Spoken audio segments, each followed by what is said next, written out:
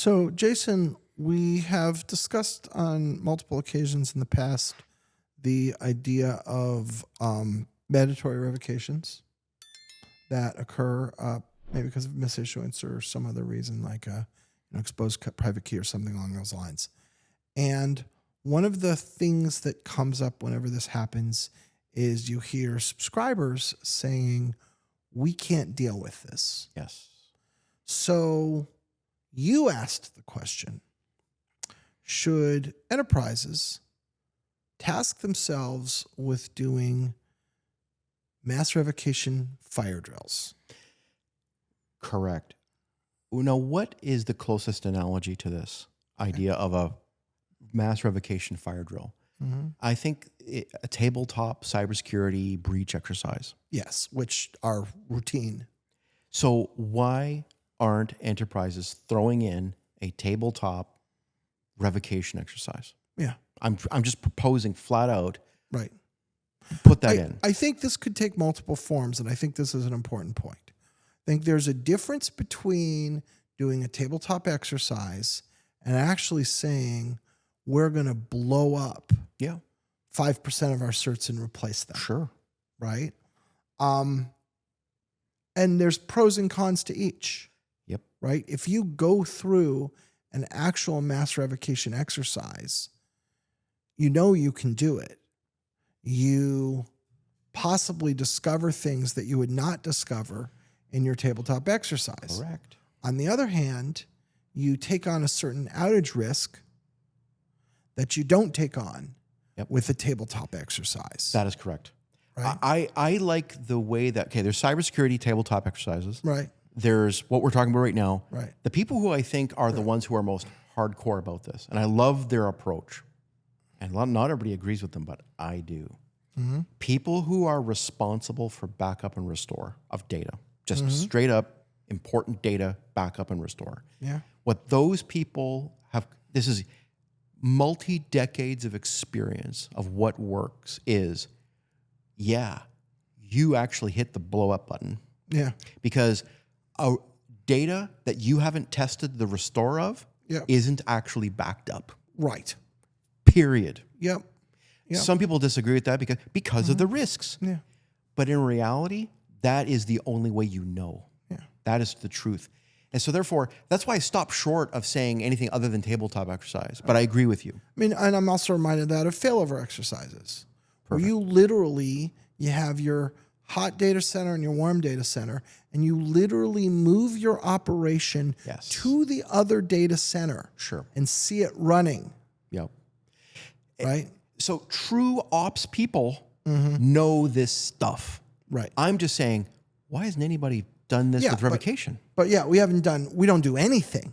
I mean, it's really, really bad. It's like nobody's thought about it. So I'll tell a little funny story. Once in a while I do these things, but long ago, my brother and I were traveling in a South American country, and we were way out in the middle of nowhere. And there was this this restaurant. It was the only restaurant you could get there, and we were there eating, and everything was running on a generator.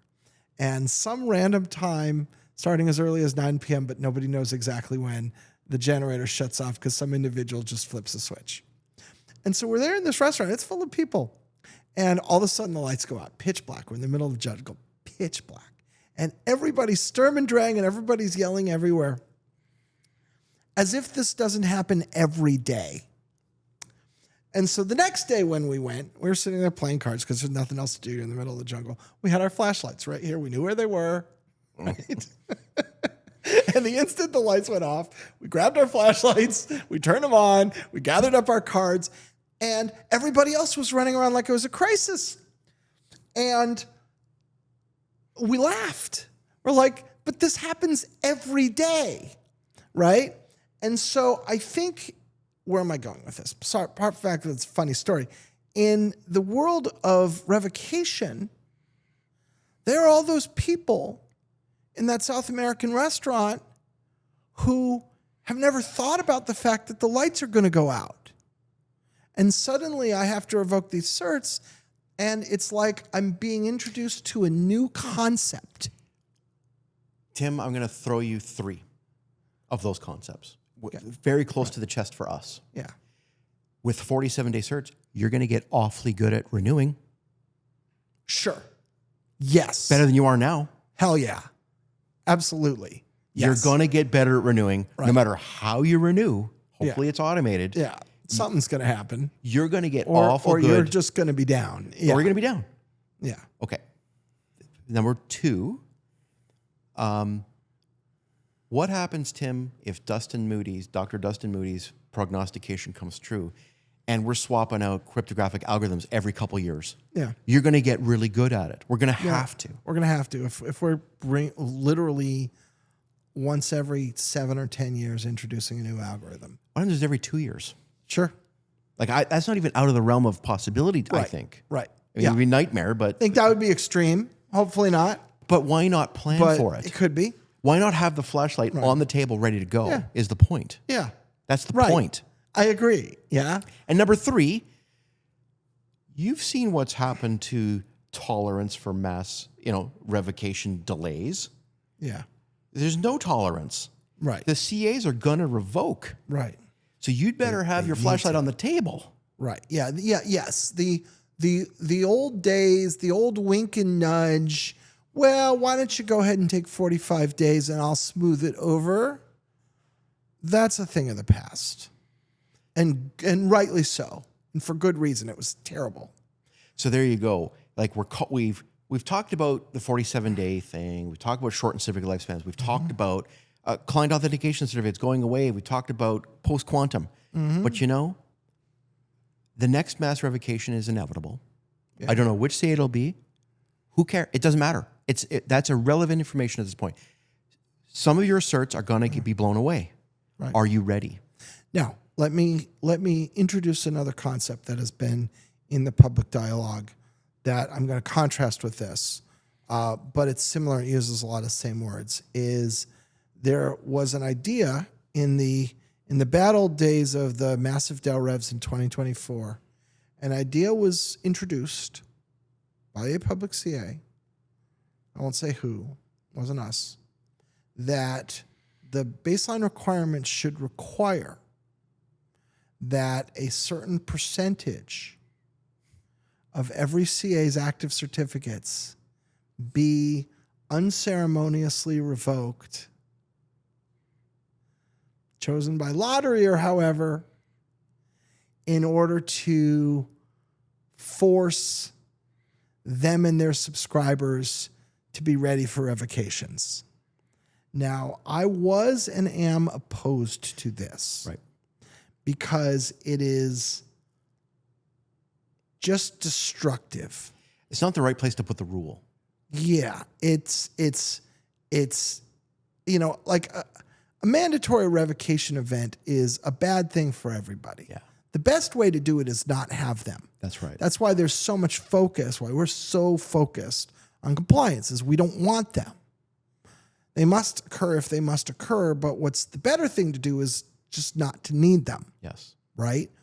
And so deliberately and explicitly forcing that pain on, and then you've got all sorts of problems like, well, how do you choose? Who's the unlucky soul who gets to take it in the teeth, right?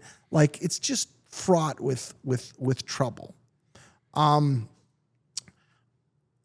in favor of something that forces CAs to be able to do this. So there is a new guideline coming along later this year where every CA must have a revocation plan.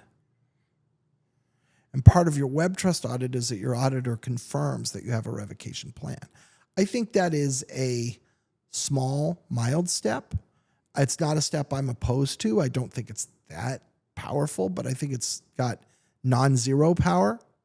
And I see absolutely no harm in that rule. I don't know why we wouldn't have it, right? So that's coming, but this more extreme idea of we're going to just like by random luck, pick a set of certificates that get revoked on end day. which was the proposed idea, I am opposed to. I'm opposed to it as well, Right. Tim. I think that all I was trying to point out at the beginning of the podcast is very few people are even doing desktop exercises. Even a tabletop exercise, with all its limitations and weakness, I'm sure almost nobody is doing them. And just as a reminder to everybody, if you're doing one or two of the pillars of CLM, visibility with automated renewal, automated replacement, and automated revocation capable to you, Right. then guess what? You can probably check that off of your tabletop exercise real quick, Yeah. right? Because that's it. There it is. Now, does the system absolutely work? Well, testing it proves it.